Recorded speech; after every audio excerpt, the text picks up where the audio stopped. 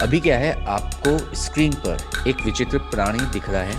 ठीक है, ये आप लोगों को बहुत परेशान करेगा अगर आप मैक्स के न्यू वर्जन्स पर काम करेंगे तो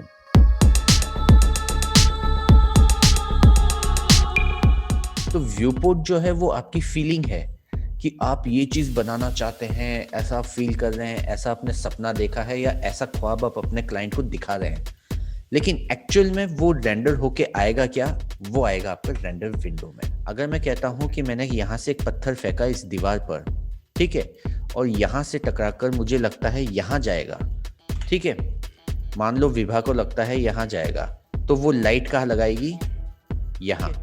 मान लो अजय को लगता है कि मैंने पत्थर थोड़ा टेढ़े एंगल से फेंका है, जैसे बुमराह बॉलिंग करता है, तो ये यहाँ से टकराकर ऐसे जाएगा। अगर ये अजय को लगता है तो वो अपनी की लाइट कहाँ लगाएगा? यहाँ। आपकी पिक्चर क्या है? ये आपकी पिक्चर है, ठीक है, और क्लाइंट इसका प्रोड्यूसर है, और ये आपका स्टूडियो सेटअप है, और बिल्डिंग आपकी हीरोइन है। सिंपल सी चीज़ है, ठीक है। तो आपको शूटिंग करनी है तो स्टूडियो सेटअप रखना पड़ेगा, फिर हीरोइन को बुलाना पड़ेगा। ऐसा नहीं करते ना, हीरोइन को बुला लेते उसके बाद कहते हैं कि अच्छा अब लाइट सेटअप करो, अरे लाइट वाले को बुलाओ, अच्छा अब कैमरे वाले को बुलाओ। ऐसा नहीं होता ना। कैमरामैन पहले डिसाइड हो जाता है, डायरेक्टर पहले फुटेज डिसाइड कर लेता है, एंगल्स डिसाइड हो जाते हैं, लाइटिंग सेटअप कंप्लीट हो जाती है, देन आती है हमारी हीरोइन। तो ये जो बिल्डिंग है हमारी हीरोइन है, और प्रोड्यूसर कहेगा कि हीरोइन उसे और अच्छी चाहिए, तो वो आपको परेशान करता है करेक्शंस को लेकर। जो हीरोइन है उसमें तो हम चेंज फिलहाल करेंगे नहीं, ठीक है, जैसी है वैसी ही रहेगी, लेकिन हम इसका मेकअप कर सकते हैं। मेकअप का मतलब क्या है? मेकअप का मतलब है मटेरियल्स। मैंने इसके ऊपर डबल क्लिक किया तो ये एक पैनल आपका साइड में खुल जाता है, जैसा कि आपका कॉम्पैक्ट मोड में खुलता था वैसा ही। आपने यहाँ से इसे नाम दे दिया, हमारे मूवी का हीरो है तो हमने इसे नाम दे दिया हीरो, ठीक है। अगर आप आंखों में देखोगे तो सामने वाली चीज आपको इसमें दिखाई देगी, ठीक है। और अगर यहाँ स्किन में आप कितनी ही आंखें गड़ा लो अपनी, आपको अपनी शक्ल नहीं दिखाई देगी। ये दो तीन चीजें हैं जो आप मिलकर क्या बनाती है, एक मटेरियल। तो अब अगर हमें हमारे पिक्चर के, हमारी मूवी के हीरो को तैयार करना है कि वो अच्छा दिखे, तो क्या करना होगा? हमें इन मैप्स पर बहुत अच्छे से काम करना होगा।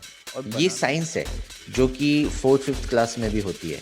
अब ये तो हमें या तो रटनी पड़ेगी या हमें याद आ जाएगी कि हाँ ऐसा हमने पढ़ा था। अब अगर ये मिरर नहीं, मतलब वो क्या बोलते हैं, ट्रांसपेरेंट नहीं है, मिरर है जिसमें हीरोइन अपना चेहरा देखना चाहती है, तो क्या होगा? मिरर में ट्रांसपेरेंसी नहीं होती, मतलब हम रिफ्रैक्शन यूज नहीं करेंगे, तो क्या हो गया? ब्लैक। लेकिन रिफ्लेक्शन बहुत ज़्यादा होता है, क्योंकि हमें हमारा चेहरा उसमें एकदम शार्प दिखाई देता है, जैसे कि मिरर में दिखाई देता है, ठीक है। तो हमने रिफ्लेक्शन बढ़ा लिया फुल, लेकिन फिर भी यहाँ पर हीरोइन अपना चेहरा अच्छे से नहीं देख पा रही। क्यों? क्योंकि ये क्या है? फ्रिजनल। और हमने कहा था कि जो आईज हो गई या फिर जो मिरर हो गया जिसमें हमें अपना फेस दिखाई देता है, जो 100% रिफ्लेक्टिव सरफेस हो गया, वो नॉन फ्रिजनल होते हैं। तो यहाँ से मुझे इस फ्रिजनल को क्या है? हटाना है। अब दिख गई, अब हीरोइन अपना चेहरा आराम से देख सकती है और जितना चाहे उतना मेकअप कर सकती है, ठीक है। तो जो चीज़ें हमने देखी अभी बहुत बेसिक तरीके से हमारी मूवी की शूटिंग के लिए, वो बहुत ही नॉर्मल तरीका था काम करने का। और इस तरीके से अगर आप मटेरियल बनाओगे तो आपको नेट पर मटेरियल्स ढूंढने के लिए सर्फिंग नहीं करनी पड़ेगी। ग्लोसीनेस सर। ग्लॉसीनेस क्या? सर वो समझ में नहीं आया। वो समझ में नहीं आया। जैसे मान लो कि आपने बर्फ का टुकड़ा आपका एक बर्फ का क्यूब है, ठीक है, आपने अगर एक रख रखी है वैल्यू, तो वो यहाँ पर एक बर्फ का क्यूब रखा हुआ है जो एकदम स्ट्रांगली क्या है? जमा हुआ है। आपने वैल्यू कम की तो क्या हुआ कि आपका बर्फ का जो क्यूब है वो पिघल गया है, वो हटा नहीं है यहाँ से। मतलब ग्लॉसीनेस कम करने का मतलब ये नहीं है कि आपने रिफ्लेक्शन हटाया है, आपने हटाया नहीं है, आपने अपने क्यूब को क्या कर दिया, पिघला दिया। तो इस ऑब्जेक्ट पर क्या हो गया, फैल गई, पानी फैल गया, क्यूब पिघलेगा तो वो फैल जाएगा ना सरफेस पर।